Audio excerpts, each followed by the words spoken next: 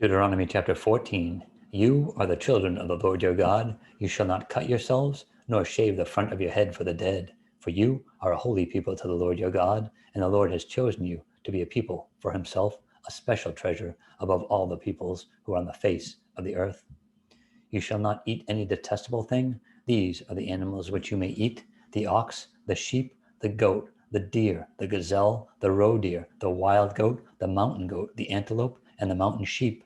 And you may eat every animal with cloven hooves, having the hoof split in two parts, and that chews the cud among the animals.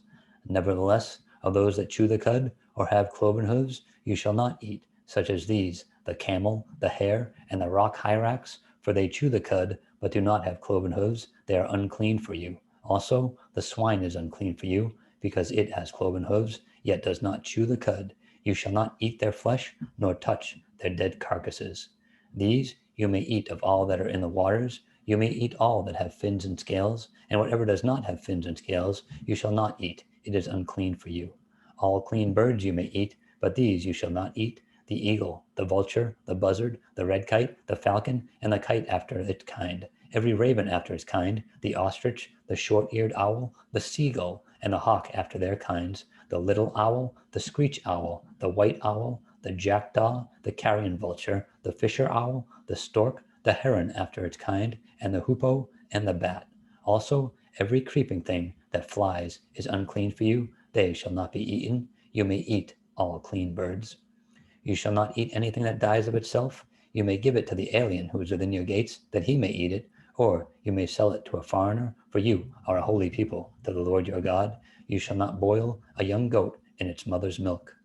You shall truly tithe all the increase of your grain that the field produces year by year, and you shall eat before the Lord your God in the place where he chooses to make his name abide, the tithe of your grain and your new wine and of your oil, of the firstborn of your herds and your flocks, that you may learn to fear the Lord your God always. But if the journey is too long for you, so that you are not able to carry the tithe, or if the place where the Lord your God chooses to put his name is too far from you, when the Lord your God has blessed you, then you shall exchange it for money. Take the money in your hand and go to the place which the Lord your God chooses, and you shall spend that money for whatever your heart desires, for oxen or sheep, for wine or similar drink, for whatever your heart desires, you shall eat there before the Lord your God, and you shall rejoice, you and your household. You shall not forsake the Levite who is in your gates, for he has no part nor inheritance with you.